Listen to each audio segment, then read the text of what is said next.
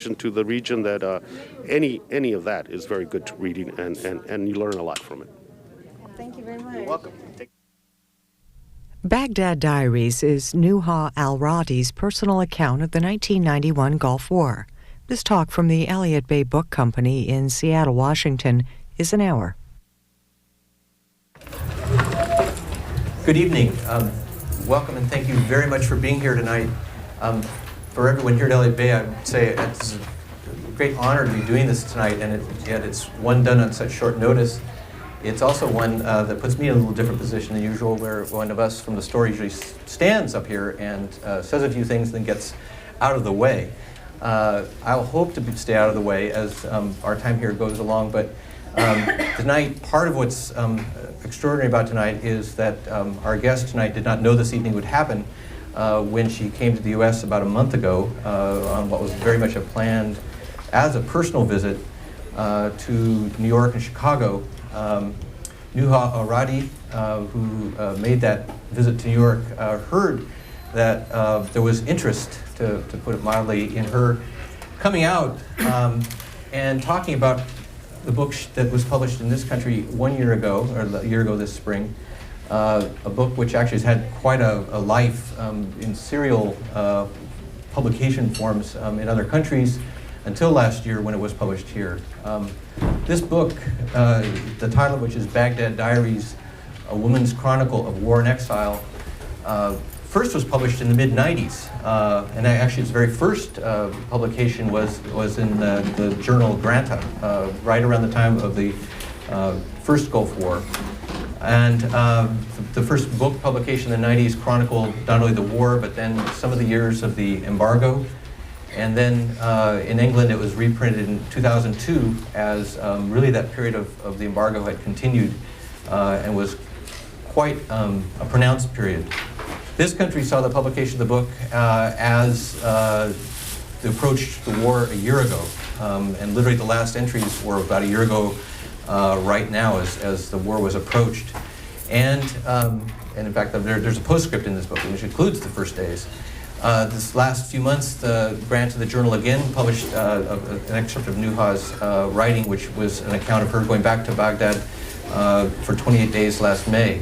To say a little bit about Nuha, who again, it's a little unusual to have our author or our guest sitting right here while I say these things, but she begins this book saying she's not a writer, which then she immediately casts that notion aside, or you realize she really writes, however she would define and describe her. She is an internationally renowned artist, first working in ceramics and more recent years in painting and in sculpture. She's exhibited widely throughout the Middle East and throughout Europe.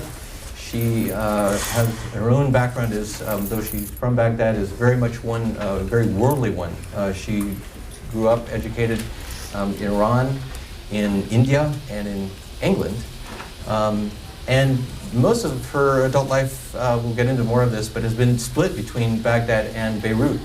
Her family has also been through political turmoils and times in Iraq, so the life has not been smooth and easy through all this, but her book is a great testament to what comes at people and how people endure and persist with resilience, with grit, with some of the other things she'll talk about here tonight. So what we're going to do, and really most people who come here as part of, if they come here from far away, they still come here as part of really sort of a traveling around the U.S. and talking about a book, and they're, almost a kind of routine they do. This really, to kind of connote what this evening is this is the only evening like this she's doing on this trip. She did respond to that invitation. She came out. Our friends at Evergreen College thankfully came through and were offered support to make the trip itself possible. And so she just arrived a few days ago, had a wonderful visit there yesterday, and is here this evening, and then begins the return back to New York and then Beirut, where she should be by the weekend, airline God's willing. Although we'd rather she stay here longer.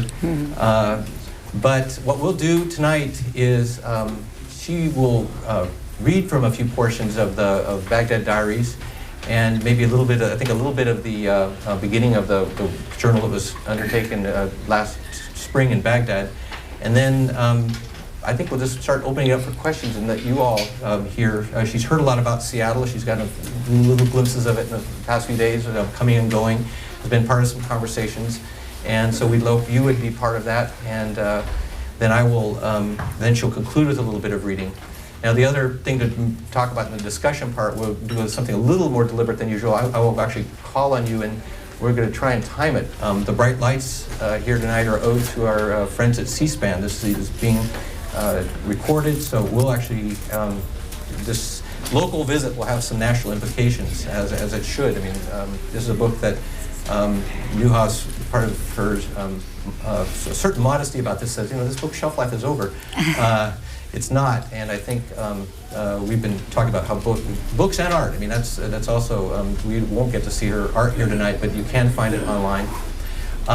Two other things I want to announce just that are part of the life of this place and how things go. Another event that's been added to here, a week from this Sunday, a woman named Sahar Sabah, who is part of the Revolutionary Association of the Women of Afghanistan, is traveling around the country. She'll be here and also be at Seattle University the night before. There are flyers and information about that over at the counter. And then Susan Platt here, part of the Seattle community and very much involved with things going on. There are flyers out for an exhibit of contemporary art from Iraq and Palestine. They'll be showing at Retail Therapy, and there are flyers for this over on the side of the little table as you come and go. Following Nuha's time up here, she will sign books, and I think because of some of the logistics of lights and also an event that happens right after this, we'll probably go into the other side of the cafe and invite you all over there to meet her, to get books. We have both Baghdad Diaries and copies of the Granta and some other pertinent books. With that, we thank you again for being here tonight, and ask you please join in welcoming a very special guest, Nuha Al-Radi.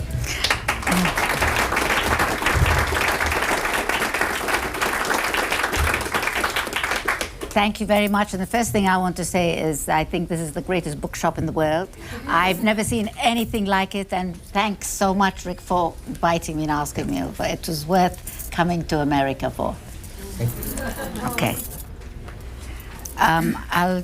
This is 19th of January, 1991. On the eve of the war, I went to Rashid Hotel to pick up a letter that Bob Simpson had brought from Charlie in Cyprus. He also sent me some seed packets of Italian vegetables, a tiny leak in the UN embargo. This will come in handy when we have water again. His room was full of hacks nattering away and waiting for the big moment. I told him very authoritatively there would be no war. Wish I could believe you, he said. I'm not sure why I was so definite that there would be no war. My positive attitude had friends and family phoning me up for reassurance until the last day. Perhaps I couldn't believe that in this day and age leaders could be so childish or plain stupid as to think that war could solve any issue. I underestimated the destructive instincts of man and the agenda of the forces allied against us. Not that we are angels. After all, we did the first wrong. But one cannot rectify one wrong by another of even bigger proportions. At least that's what I thought. After all, I witnessed at first hand 3 revolutions in Iraq, the Suez War in Egypt, and some of the Lebanese civil war. Man's follies have no limits. In this instance, nobody wanted to communicate to allow for a compromise. As an Iraqi expression has it, one hand cannot clap alone. Obviously, there is room for only one bully in the world. The last 6 months of pre-war days were all the same, days sandwiched with nights. With the start of the war, days and nights became one long day. I don't have a 1991 calendar, so I can't even tick the days off. It's all as one. This is the 3rd day of the war, and it has taken me that long to realize that war has actually begun, and I'm not dreaming it. I have decided to write a diary to keep some kind of record of what's happening to us. After all, this kind of thing doesn't happen every day. Day 1, I woke up at 3 a.m. to the barrage of exploding bombs. I let out a huge groan that I can still hear. I can't believe that war had started. I went out on the balcony. The sky was lit up with the most extraordinary firework display. The noise was beyond description. My dog, Salvador Dali, was chasing frantically around the 2 houses, looking up at the sky and barking furiously. I couldn't get an answer from Ma and Needles.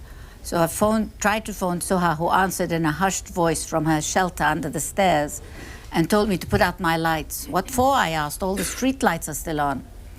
Suha, being a fastidious and efficient person, had taped all her windows and doors against nuclear fallout and organized the windowless room under the stairs as her shelter and stashed it with provisions. I refused to take any such precautions, but Ma insisted on it and made a variety of designs on my windows, scrimping on the last ones as she ran out of tape. Later on, I ventured outside to put out the garage light. Salvador was very nervous. Shortly after that, we lost all electricity. I needn't have bothered. The phones followed suit and went dead. I think we're done for. A modern nation cannot fight without electricity and communications. With the first bombs, Ma and Needle's windows shattered, the ones facing the river. It's a good thing their shutters were down, otherwise they would both have been badly hurt. One of poor Bingo's pups was killed in the garden by flying glass, our first war casualty. Bingo is the mother of Salvador Dali. Okay. Now, that's from the first war. That's now, the first Gulf War. And Yes. she's going to move now to a piece written as this book ends, and we'll talk more about where all this book goes, because very important it is the time of the embargo, which is in the sanctions, which really sort of disappeared from the news, but there's, as she can say, it's so much a part of what has affected Iraq now, even. Can you have more volume? Yes, sorry, I wasn't close enough. Is that better? Is that better? Yeah. It's Okay. This is dated 21st March 2003. I'm sleeping in the sitting room. This is in Beirut. I'm sleeping in the sitting room in front of the television these days. Writing doesn't come easy. I'm too uncertain and nervous now and full of foreboding. This week was supposed to have been an Iraqi cultural week in Beirut with an art exhibit, a play and poetry reading. The play was cancelled after the first day because war seemed too imminent, and the players wanted to get back to their families in Iraq, the poets too. So only the art remains. I have my sculpture, dozens of figures of all heights painted and standing in line, made from recycled wood collected from a building site. They look as if they're demonstrating. They represent the Iraqi people, and I'm calling them We the People. My German friend Christina is staying with me, and she said that what they said at the Berlin Wall when they brought it down, that's what they called it, sorry. Hopefully, we will recycle ourselves and survive. On the night of the opening, a few days ago, I willed a sandstorm of biblical proportions for 40 days and 40 nights. Everyone laughed. I said that would be the only thing that could save us. We have had a huge storm raging in Beirut, and so have they. I telephoned Baghdad this morning. The US has been kind to us this time and left us with communications and electricity. The telephone rang, and finally Ma answered. Did I wake you? No, she said, I was in the garden doing my exercises. We laughed and laughed. Did you sleep? Oh, yes, she said. Well, what is everyone feeling? We're all resigned to whatever our fate might be. Lamia went and had a pedicure and manicure and did her hair. She said if she was going to die, she wanted to be neat. Today we will go and check Emel's shop. It's bound to have damage. The Ministry of Planning across the river was hit. It's 11 a.m. and I feel sick to my stomach. They say the US forces are 150 kilometers from Iraq. Sorry, that's a misprint. It should be Baghdad. Goodness, I haven't read it. What's the difference between Iraq invading and occupying Kuwait in 1990 and America invading and occupying Iraq in 2003? The most powerful nation in the world with the latest weapons of mass destruction is attacking a small country that has been preemptively stripped of its defenses. Neither country had a UN resolution legalizing its attack. Will the UN be able to place sanctions on the US and its coalition now, or does that sound like double standards? In the name of peace and humanity, thousands have to be killed. In the name of liberation, in the name of democracy, there will be a military occupation. Would someone please tell me where the democracy lies, and either you are with us or against us? The Pentagon says 600 sites were considered most likely to be hiding prohibited weapons, but only 75 were visited by the United Nations weapons inspectors. Why didn't the Pentagon give the names of the sites to the inspectors? Could it be that they wanted to invade and occupy themselves? Will they now plant evidence where none was found to make their aggression legal? In the last 12 years of sanctions, the US and the UK bombed the no-fly zones almost daily. Iraq did not manage to down a single jet or do any injury to any country near or far. How then is it such a danger to the world? The US is using precision cruise missiles that can pick out individuals in their cars from thousands of miles away. Iraqis are told to dig trenches and fight with their swords. Space-age warfare meets pre-World War I tactics. This is the most cowardly war of all, a politician's war full of lies. Hope is in the people of the world demonstrating against this war. It is they who bring us strength and hope for the future. I'm going to be sleeping in the sitting room in front of the television again tonight. If I can write anything else, I will send it. But for now, this is all I can feel.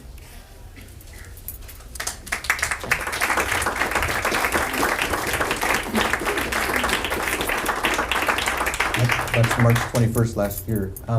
Maybe that's a good place to actually take some questions since you start doing that, since you yeah, that was a very critical point where things were beginning to happen. But I would remind everyone, as again, the life of this book includes the part about the sanctions too. We'll certainly have discussion and talk about what's going on now and where things will go, and that's to be done too. But I could perhaps say something about the embargo, because I'm not reading anything about it. But I just want to say that the embargo really debilitated Iraq as much, if not more, than the wars, because it lasted for 12 years, and it really was 100%.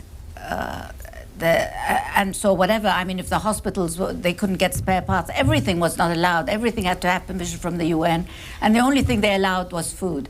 And I think that the UN is as responsible as America and the UK for allowing, and embargoes actually should be prohibited from anywhere in this world. They are the most cruel things, and I think it's a real genocide what happened because of the embargo.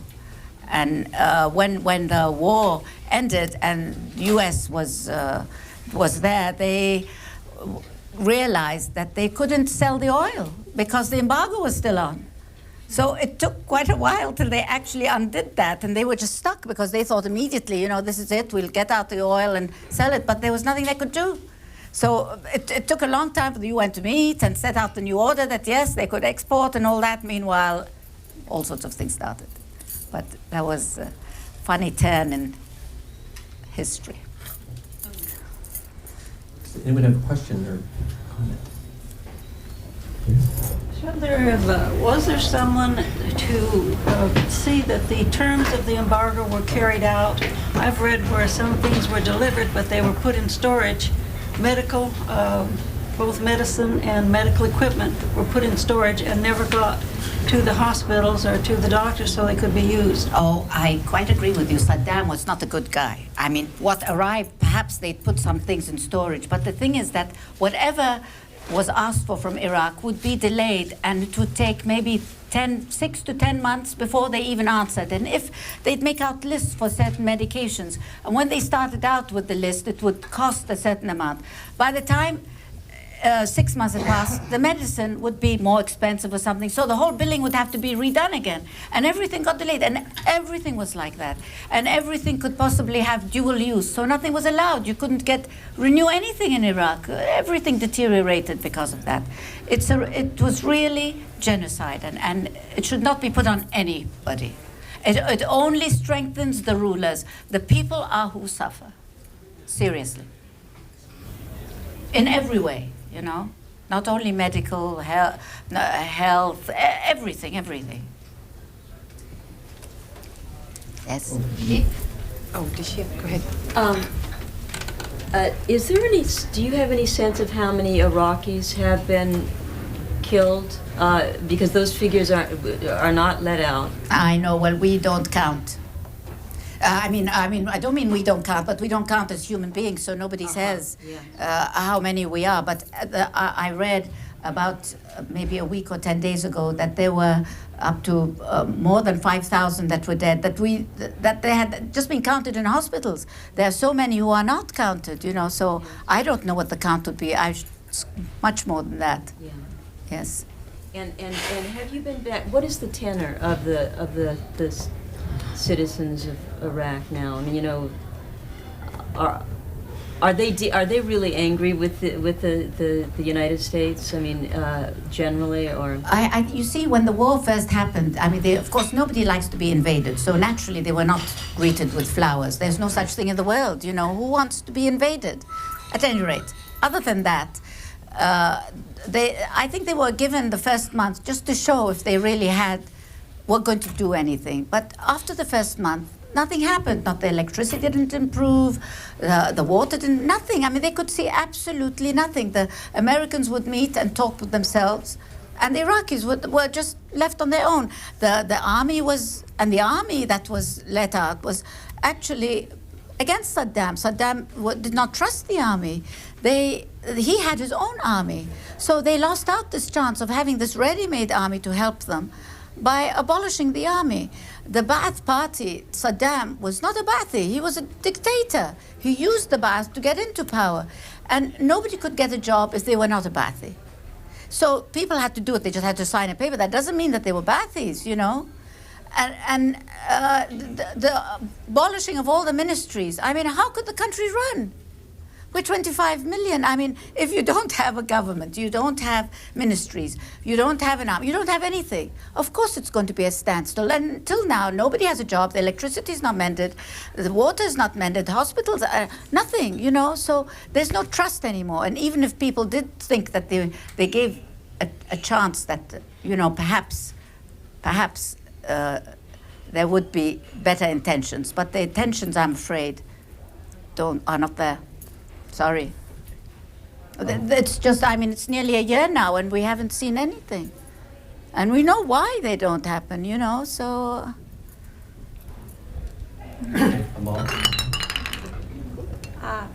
I was wondering, I was in Iraq and I came back in mid-October, and there was a study done about people's reaction. The first month of the invasion, after the first month, 2/3 of the Iraqis saw the invasion as an act of potential liberation. Mm-hmm. Within 3 months, the statistics had changed completely, reversed, and in 3 months, the Iraqis saw 2/3 of the Iraqis saw it as an occupation.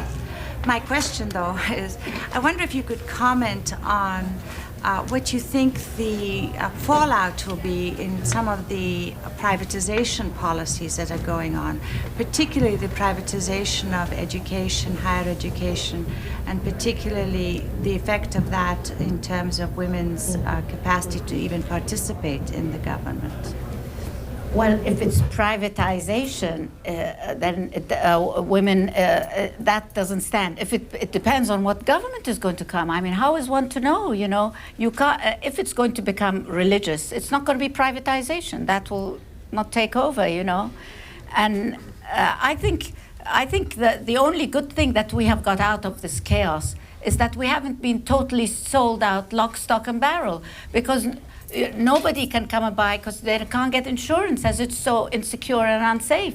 So things haven't worked as they thought it would, We have not been totally on sale because nobody will give insurance to anybody. And so the big companies are not coming. So that's a good thing. That's the only good thing I can say, But of course, don't forget that the American government can give them assurances that we will reimburse them. America will reimburse them in case they lose anything. They have said, and this I read that about a month ago, that the government was offering to insure. I don't know where that has gone now. Yes. Can you say something about the destruction of cultural artifacts in both wars? Well, the first war was a few sites were hit, and a few museums were stolen around not Baghdad itself, but in the towns outside, they were raided and stolen, but not much really. In this one, the government was warned many times, because I mean, my sister's an archaeologist, and I have a lot of archaeologist friends who I know advised the government, and it was number 2 on the list that you have to protect the museum. Number 2 on the list, you know. The Ministry of Petroleum was, I think, 14 or something like that. I can't remember. Anyway, it was way back. Though that became number 1, and the museum was totally. A lot was. A few things have come back. A lot will not come back because the small items, all the cylinder seals, there's no way they can come back. It's too easy, you know. It's just the art museum is completely gone. That doesn't exist, and nobody even talks about it. But we had a huge art center. That's nothing remains. They painted them. I guess maybe we're too young. The archaeology is more important. Whatever it is, you know, the archives, the books.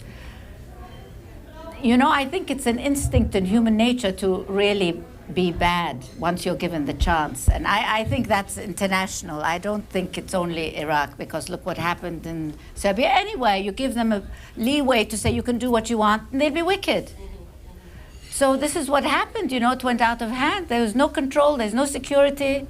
And that's what it's a terrible loss for everybody. Terrible, really.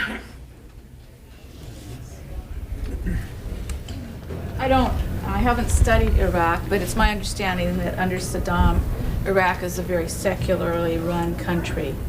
And The only good thing you can say about Saddam. yes. Yes. And so now, of course, there's a lot of violence and a lot of things happening with trying to form a new government. The Shiite majority, which had literally been under the thumb of the Saddam regime, no longer is. And there's a lot of questions now about forming a government in Iran. Will the Kurds remain a part of Iran if the Shiite becomes, of Iraq, if the Shiites become the dominant force in the government, if it becomes an Islamic state?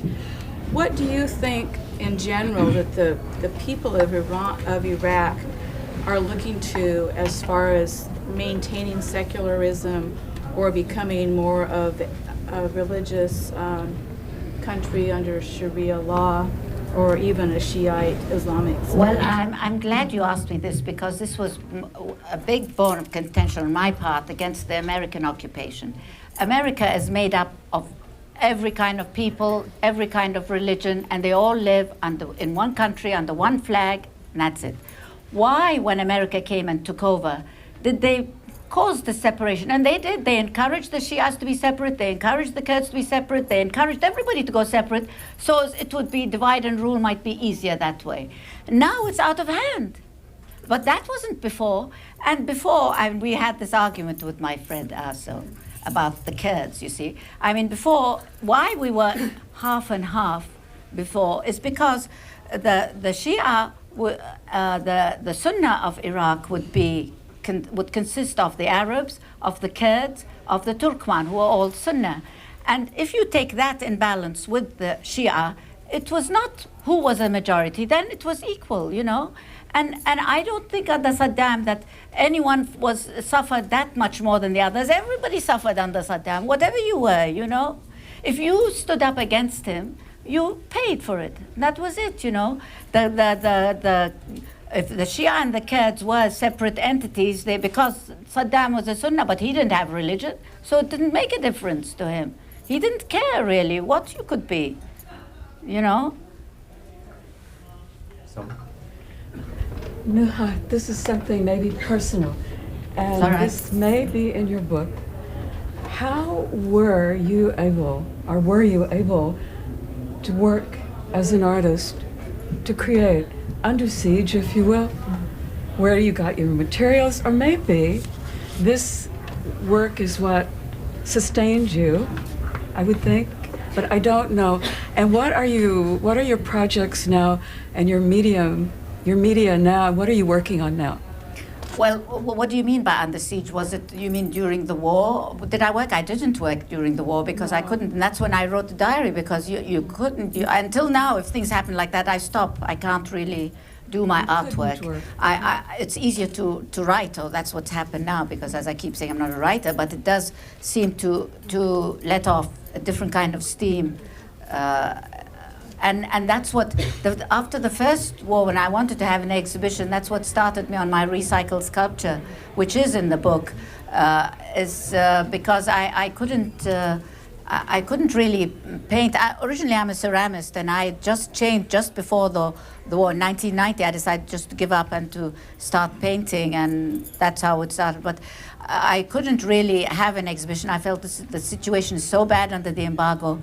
You can't really produce art, and that's when I came across and started doing the recycled sculpture, because I felt that's what we were, and we have to recycle ourselves.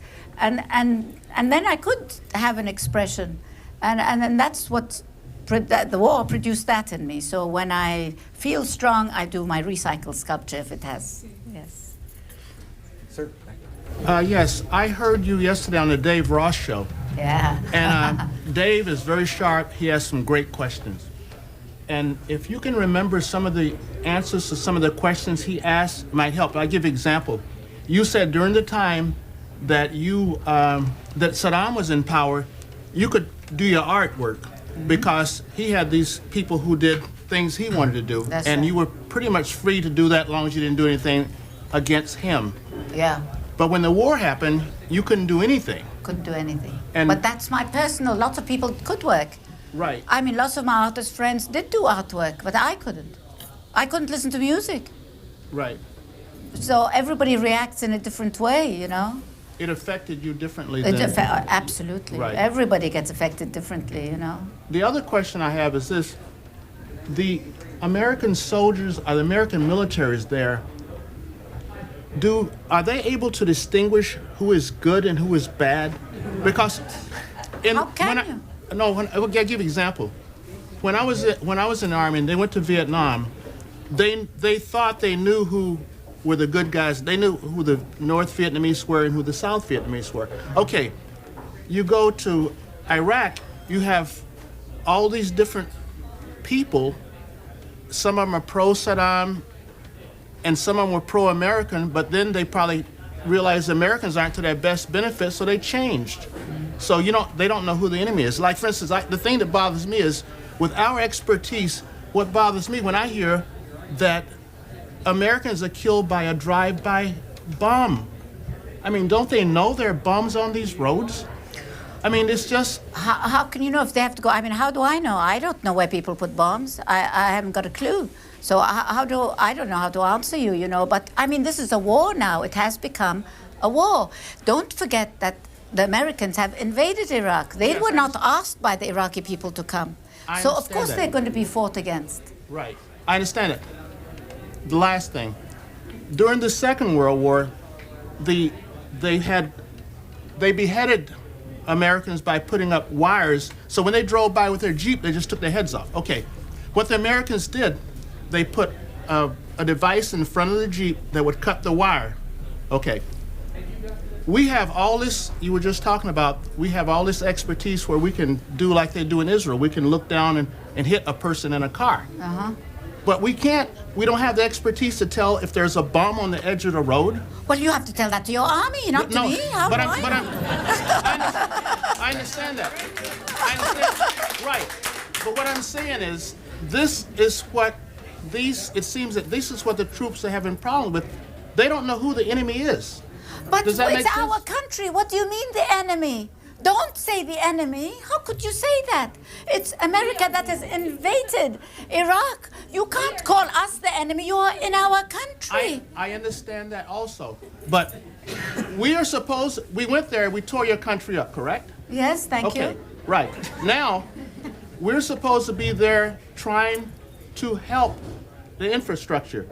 The water, that you said you having problem with water, having trouble with electricity and all these things. Okay. Absolutely. If we are there trying to help you do this, are we or are we not? That's what I want to know. Are we trying to help you or not? I don't think so. You don't think so? So you have no water, you have no We don't. electricity. No, which is now, it's a year later, they have 4 hours of electricity and it's cut off. It's just crazy. And you know why? Shall I tell you why? Okay. 4 hours, then it's cut, then you have the generator working, then you have something, and that's how it's going. Do you know why? Okay. Because for so many, the who has been given, it's either Bechtel or Halliburton to mend this, Well, right? yeah, One of the Halliburton, two, I good don't know guys. which one, they're the same. They're all, for the last, I don't know how many years, everything in Iraq is either Russian, German, or French. Right. So when Bechtel is given this project to mend, how can they mend? The spare parts are not theirs. If they have to make them, and they're given lists and lists of spare parts to get things working. Right. But it will cost them a fortune to make these spare parts because it's not what they make. Right. And they're certainly not going to ask the Russians and the Germans and the French to provide them. Yeah. So nothing is provided. After 8 months, after lists and lists were sent, they sent 2 air conditioners. Thank you. 2 air conditioners. Yeah. I mean, and that nothing is mended, and that's why we don't have electricity or water mended or anything, because the spare parts don't fit. Right, okay. So where's the help? Right. Right? Thank you. So, what would you like to see happen next? Sincerity, a little bit. A little bit, you know, a bit of honesty. Well, you know, I mean, something, you can't dismiss an entire population and say you are the enemy and follow us. It just doesn't make sense, you know. I mean, as hard as one tries to think why or how things are working like this, it's really difficult. And the first country of the world couldn't be so inefficient. Could it? It's intentionally, you know, it just doesn't make sense. I can't make it out, seriously, unless it's bad intent. But given that sincerity might not be... Well, I'm afraid we're in a mess and so are you. We're all in a mess, because how do you get out of it, you know? Yeah? Over here. I started to ask you this question earlier. Now I've been listening to you and I'm thinking more and more. Many times in your talk tonight, you've spoken of Saddam in negative terms. He clearly wasn't an easy leader. And so I wonder, had America not taken matters into its own hands, do you think the Iraqis would have? And do you think that that you are worse off having lost him? Of course, the war has made it hard to answer that any other way. But just from a political standpoint and... Definitely, we're not worse off for having lost him. I mean, that's not the issue. But you know, it's measuring how things are done. You can't help but criticize what's happened now. You know, of course, we're happy to be rid of him. There's no doubt about that. And I don't know if left to be. My opinion was always that they should lift the embargo, and the people could become normalized, and then maybe they could get rid of him. But that was never an issue because they actually wanted to invade. I feel, you know. And it was all set so as we were completely debilitated, so it would be easy, which is what happened. Yes, sir. I would like to hear if you have any thoughts on the embargo. I know your thoughts about it being wrong. Yes. But the things that got to Iraq were being withheld.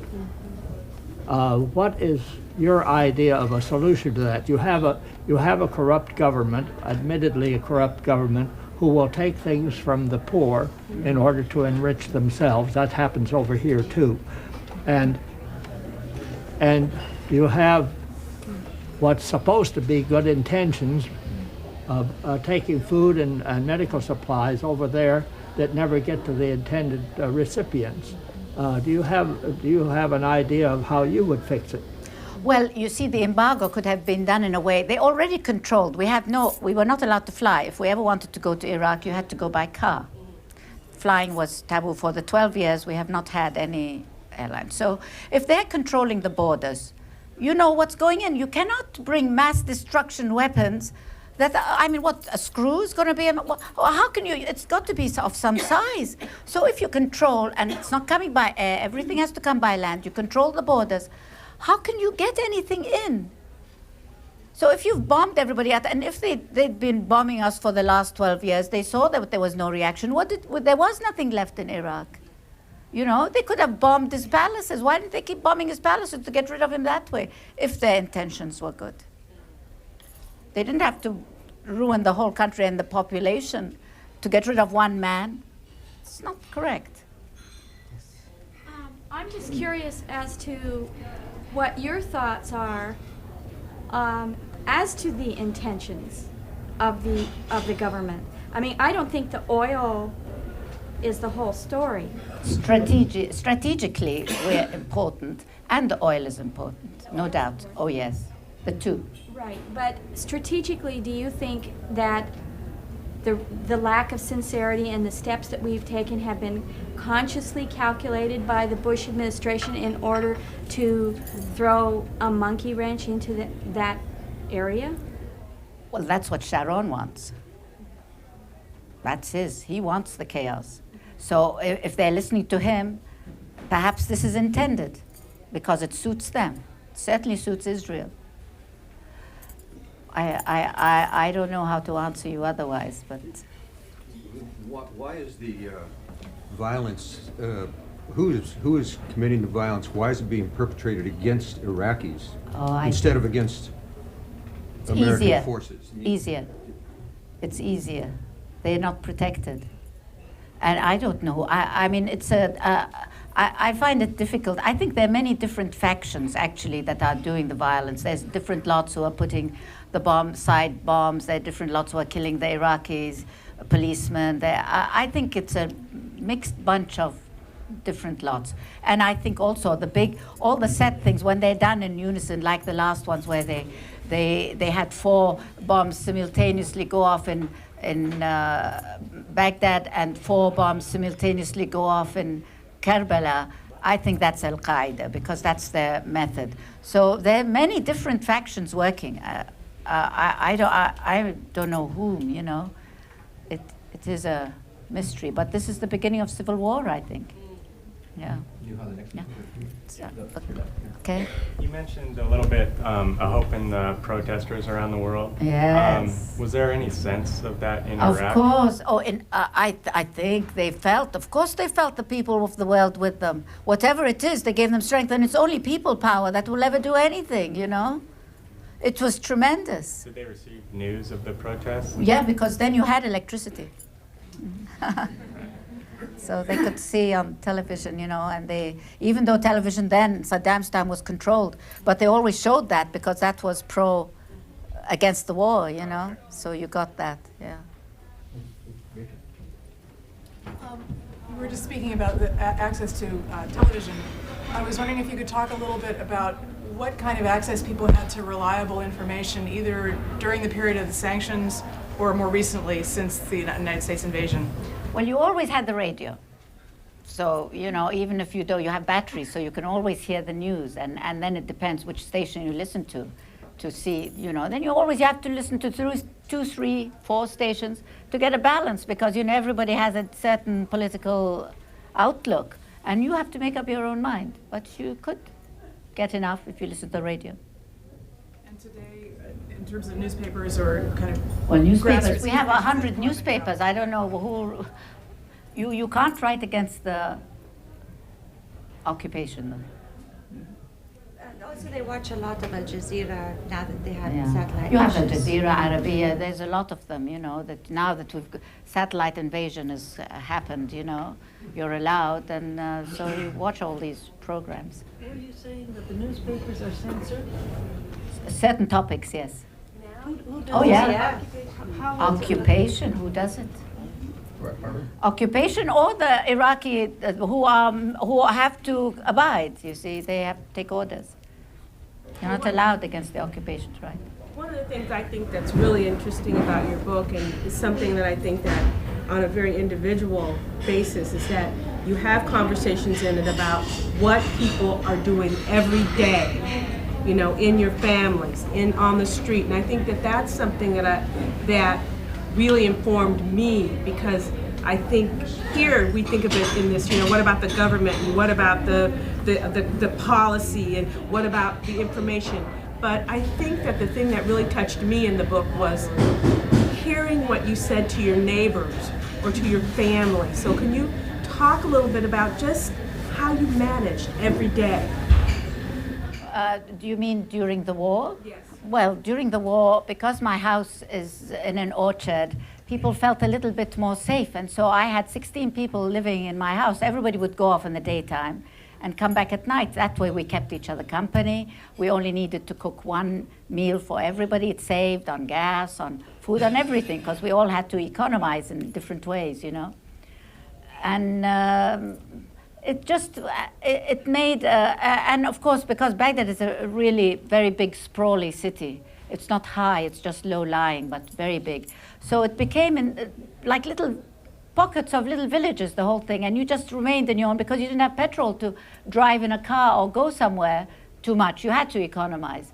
So people who lived close by became closer, and then I had, every night I had 16 people in my house. They were the downstairs was like a dormitory, you know, and we played cards. We to keep ourselves till the next day. Daytime, everybody went to their homes, walked over, cleaned themselves as much as they could because there was no water. You know, you get used to washing yourself in a glass of water. That's it. That was enough for, you know, and you just get used to things. That's it. Automatic. As I'd been through so many, my mother and I were very efficient from the day one. You just take your small amount and that's it, you know. You get used to things.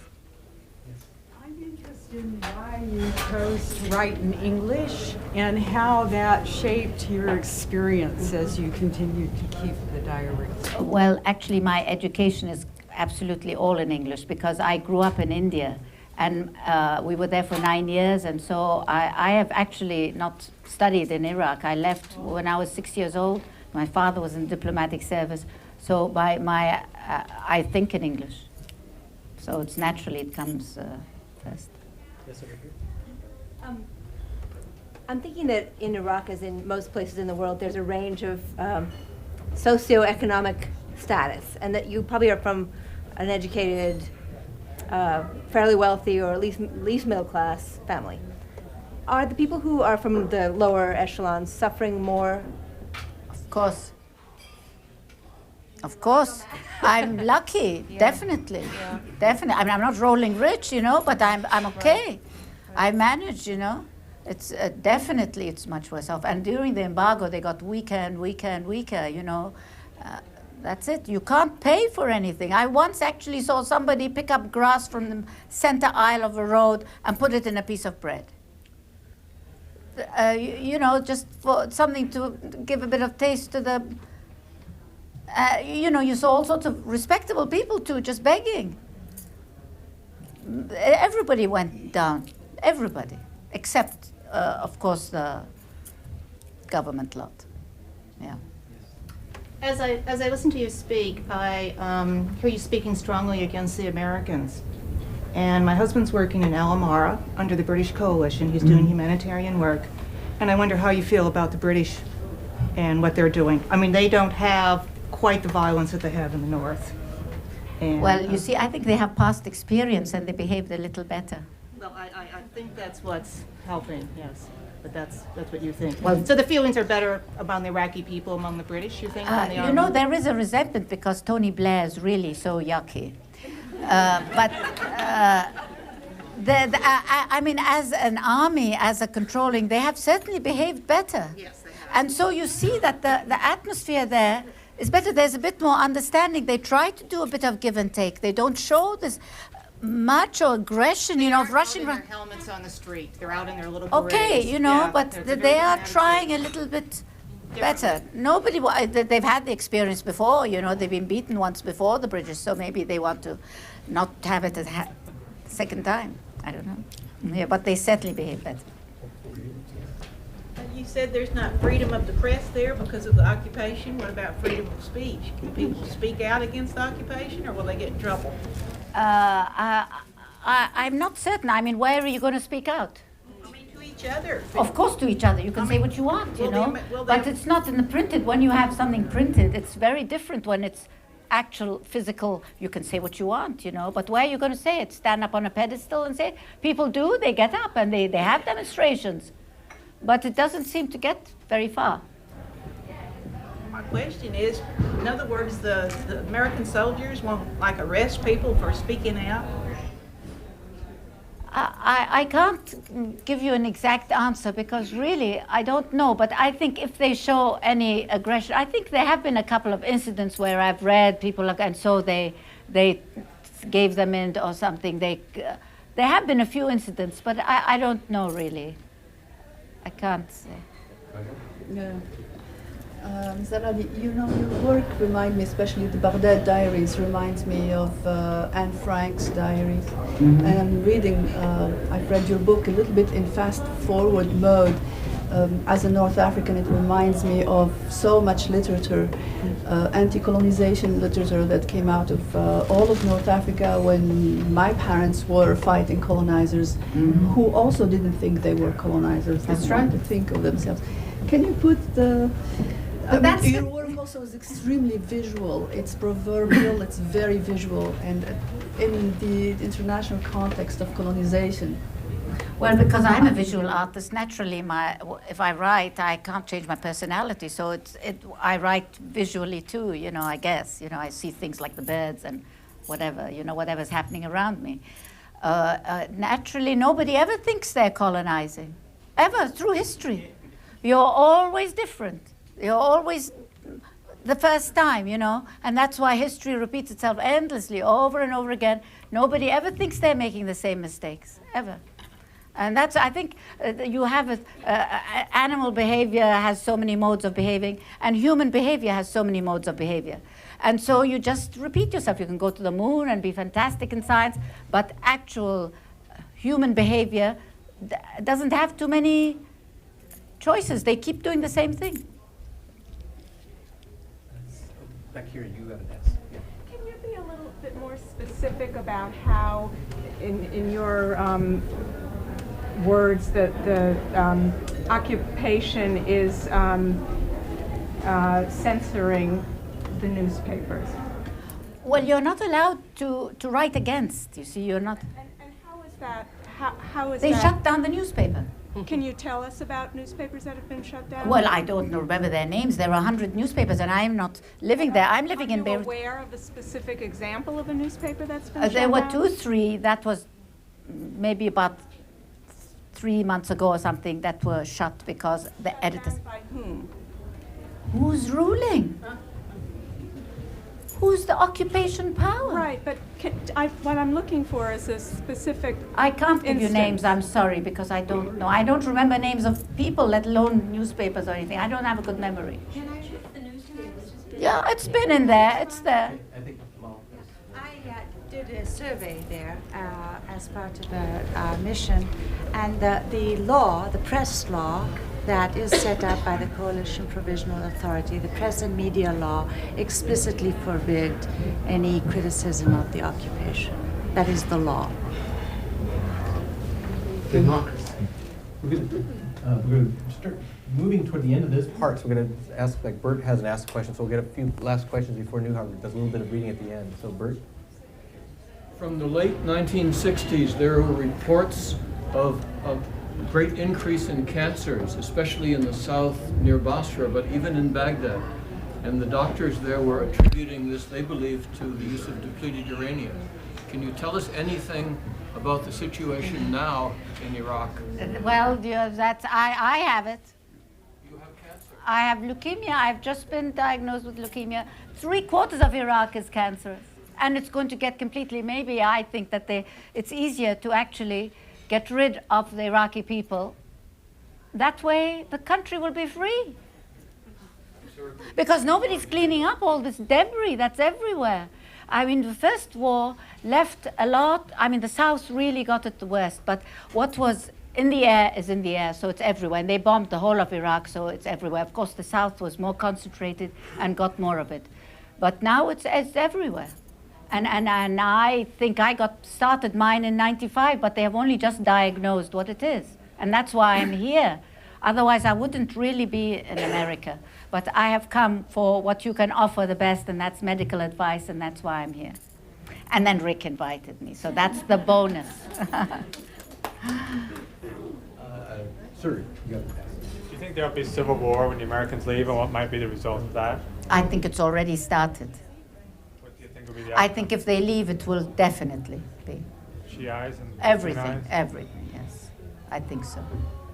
Because it started on a bad leg now, you know. I don't know how they can stop it. It's difficult. Anyone else who hasn't asked a question yet? I think that's a yes. Yeah. You go ahead then, and then after this. Okay, my question is related to this one about the future of sort of civil life or political life. I mean, is there a strong, or at least some kind of center of middle-class people like you present in Iraq who could set up some kind of party, reasonable party, or is the clergy the only kind of power center that exists? You know, during Saddam's time, you were not allowed to have a party. But so the only thing that he couldn't control was if you were in the mosque, because he couldn't stop people from, even if he wasn't religious, you couldn't do that. That was a taboo. So they strengthened, and they're the only ones who actually got some kind of system going. If anybody else thought of having a party or anything, it was off with their head immediately. So nothing grew. And if you had anything, you went outside. But the parties that were outside don't have any backing inside. So there's no connection, and they don't have the strength. And it will take so many years for something to come out from within Iraq, because, you know, leaders don't grow overnight. It takes a while for anything to come out that is, say, authentic or true to what should be and required. There are a lot of capable people who are in Iraq now, but unfortunately they're not given any possibilities to work or help, because they are not part of the ones who came from outside, whether Americans or Iraqis. It's the Iraqis who came with the Americans who have the full say, you see. So that's how. Okay. Actually, what Nuha, if you would read just a little bit, 3 short sections from the other thing in this grant is a wonderful picture of her mother in the front of it in their orchard. But day 9, start with day 9 maybe. Actually, there's a mistake, because this was all done with email, and I didn't know what photo they were sending. But this is her house, which is on the river. You can see the river in the background. My house is a few streets down, but this is in her house, in her garden. Okay? Read day 1. Or maybe start with day 9 at this point, shorter. Okay. Okay. Day 9. Day 9. This is after the war, which is 2003. Last May. Yeah, last May. Rumsfeld says everything is improving day by day. I suggest he come live here for a couple of days and then say that. Still intermittent water and electricity, no cooking gas, no petrol, queues miles long, no salaries, no government, no security. So what has improved? The only thing the US got working was the oil ministry, just as the oil ministry was also the only ministry they protected against looting and arson. They found the engineers they needed. The war has been over a month today. I just heard on the radio that families were putting up black rags to announce the demise of their relatives who are featured in the deck of cards, the US's 50 most wanted of Saddam's men. It's a tradition that started during the Iran war, when public mourning was forbidden by Saddam, as too many soldiers were dying. A length of black cloth with the victim's name and age, etc., would be strung up outside the house announcing the death. In the countryside, a few of the wanted men had their families put up these signs, but they didn't get away with it. Most of them are still on the loose. Rumsfeld says they now have a presence in every town in Iraq, and he's very pleased. Actually, what happens when a tank arrives is that there's always a congregation of kids and people. One is never certain if the people are being friendly or taunting the Marines. I guess both. I just saw some very angry Marines guarding the Al-Adamiyya mosque. The Marines were yelling and shooing away the people. That's how accidents happen. Day 16. My arms and legs are lacerated and bug-bitten, a disgusting sight, cutting off dead branches from the orange trees and the creepers that have grown all over them. The palms seem okay. The menagerie in the orchard, an Alsatian and an Iraqi fawn-colored pup, sweet-natured, 12 geese with 7 babes. They were 11 to start out with. They are careless and stamp on their babies and kill them by accident. 70,000 cluster bombs were dropped on Iraq during the war. 25% of them didn't go off. That's a statistic. The stories of mass graves being found are never ending, except now people are scrambling about and digging them up themselves, trying to identify their missing sons, fathers, daughters, etc. In some places, cranes are digging up great tracts of earth. Forensic science down the drain. There is no help from the authorities. Michael went to visit Adnan. The opposition is thwarting him from every direction, and he has difficulty getting any hall for a meeting. Our neighbor, Kobesi, told the Marines that if they wanted to stop the car theft, they should get Talabani and Barzani, the two Kurdish leaders, to pay for every theft. It would stop instantly, as the cars are all taken up to Kurdistan and from there to Turkey and Iran. 2 days later, they came back and told him he was right. They had just caught a bunch, and they were Peshmergas, Kurdish fighters. Sheikh Zayed of Abu Dhabi sent his people to take over one of the hospitals. In a week, he had it electrified, cleaned, and working for 1,000 patients a day. Ambulances, doctors, the lot. Queues are miles long beside it.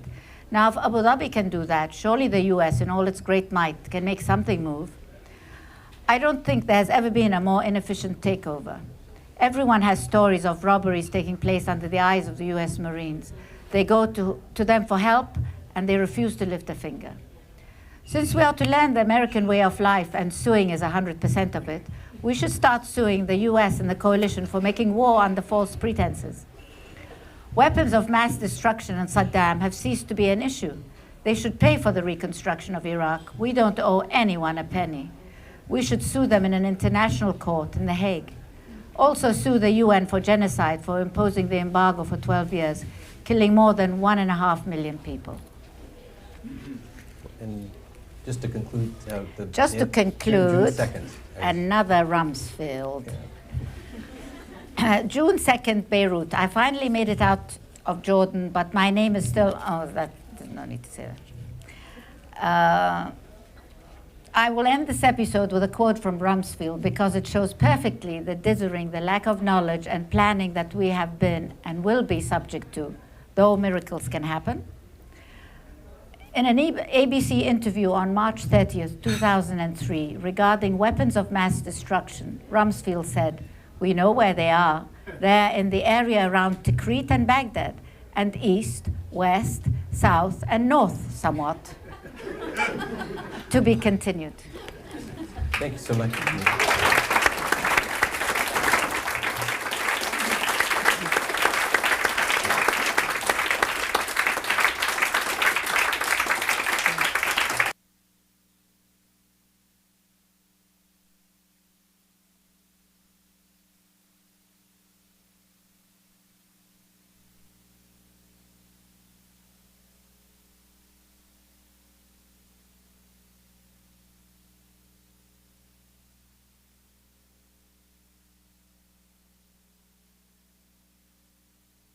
Nuha Al-Radi is author of Baghdad Diaries, a woman's chronicle of war and exile.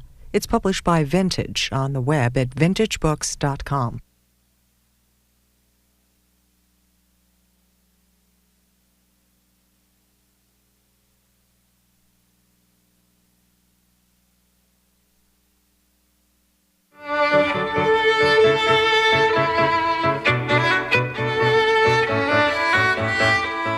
Created by Cable, offered as a public service.